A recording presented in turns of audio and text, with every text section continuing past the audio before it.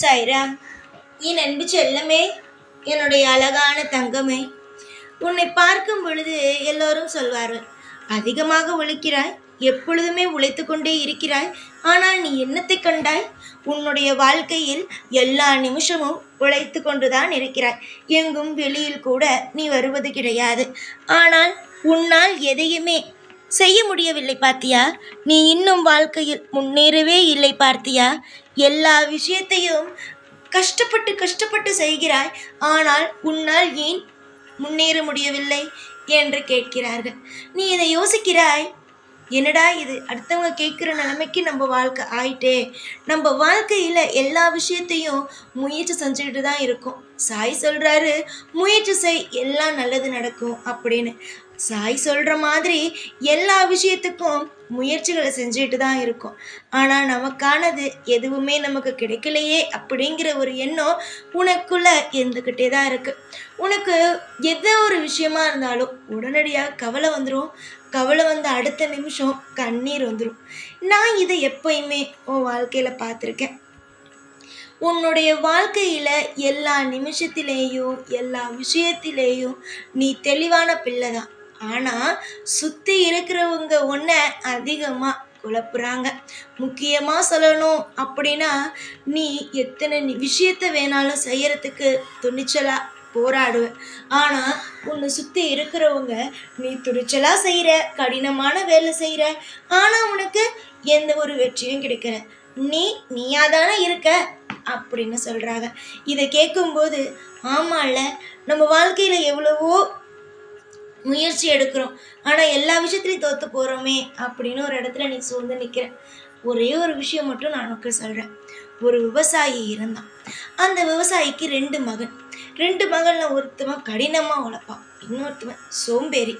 இதை பார்த்துக்கிட்டு இருந்த விவசாயி ஒரு விதையை கொடுத்து, இதை நீங்கள் தூவி விட்டு விளைய வைங்க அப்படின்னு. ஒரு நபர் கடினமாக உழைச்சி 6 மாதத்துல பெரிய லாபத்தை பார்த்தான்.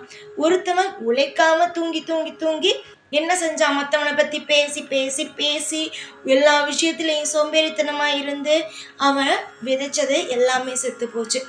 இது 6 மாதம் கழிச்சு கடினமாக உழைச்சவன் முன்னுக்கு வந்துட்டான். இன்னொருத்தவங்களை பற்றி பேசி தூங்கிக்கிட்டு எந்த ஒரு வேலையும் செய்யாமல் இருக்கிறவன் தோற்று போயிட்டான்.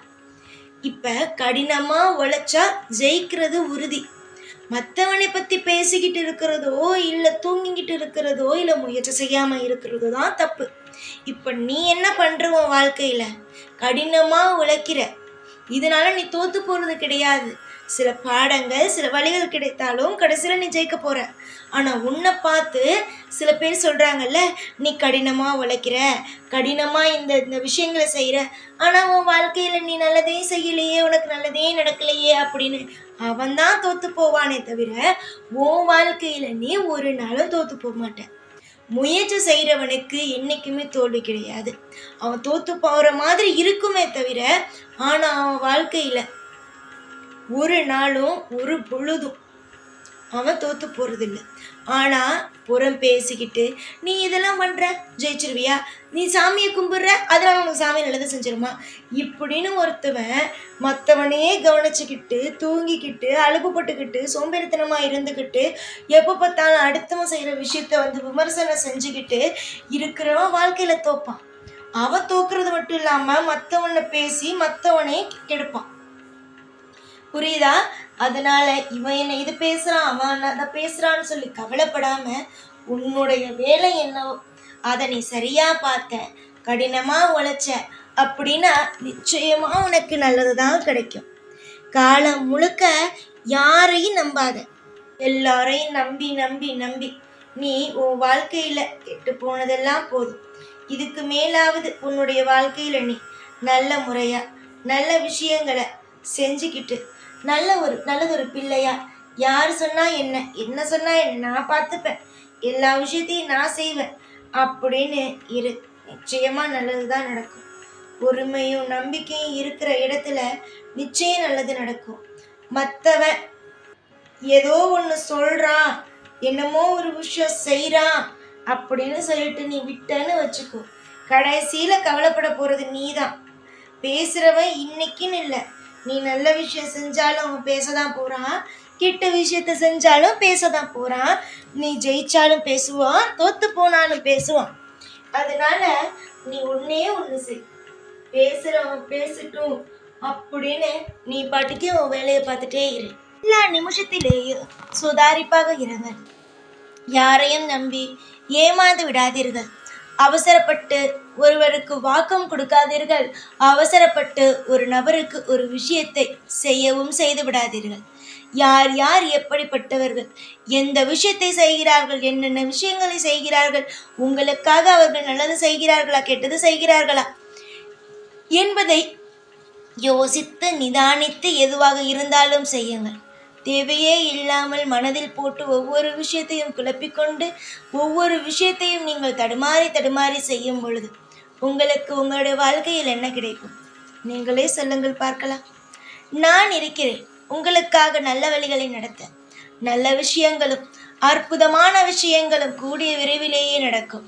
எந்த ஒரு நிலையிலும் உங்களுடைய வாழ்க்கையில் நான் உங்களை தடுமாற விடமாட்டேன்.